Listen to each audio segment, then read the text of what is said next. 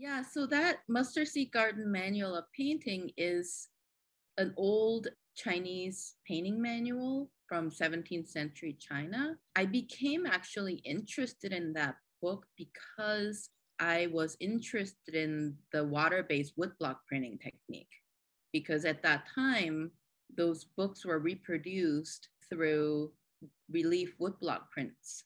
I got introduced to that book after I moved to US from Korea. So I wasn't aware of that at all. And I think just in general, I was more interested in Western art, and that's why I moved to US to study. I think it's always when you're somewhere else, then you have this opportunity to look at yourself and where you come from. And I think that definitely was part of it. And I got really curious about it. And I just started copying from that manual because I never really learned how to do that kind of a traditional brush painting. And I was curious. So I just started copying. And that kind of evolved into a practice. But I continued to kind of reference that book and teach myself, which those manuals were for, to kind of teach yourself through copying.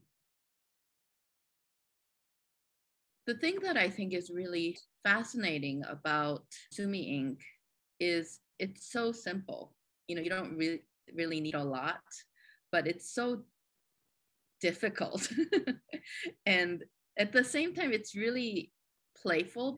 It allows you to do a lot of things, but you have to focus. There's no like really sketching something out. And it's so beautifully like black. And, it makes these like amazing marks on paper, and just the way the ink just soaks into the paper.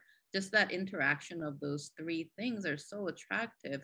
While this really enjoyable, like satisfying way of making imagery, it's also really difficult because, first of all, Asian brushes are really hard to kind of manipulate if you're not used to it.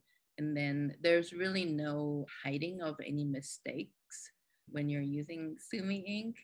So I tend to use that more now, more as kind of a just an exercise, I guess. If you're like an athlete or something, you still do this kind of basic training. And in some ways, I think it allows me to do that, to just kind of get yourself into a certain kind of state of mind. But I guess one thing that I would say is that don't expect to this class to be a technical class, because it's not at all. It's more about just having an experience for yourself, because it's very much about process and very much about kind of feeling uncomfortable using these new tools if you've never used it before. Maybe some of the students may have used it before, but even after I've used it for many years, it still feels like it needs my full attention when I'm working.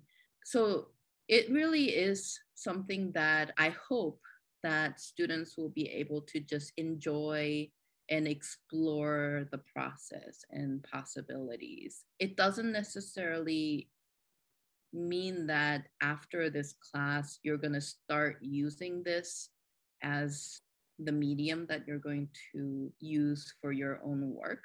That's possible. But I personally think about this more as a form of exercise or a meditative process, because I think that this kind of like a daily practice is really important for anybody that's creative. The other part of it, I added the word beyond because one of the things that we will be doing is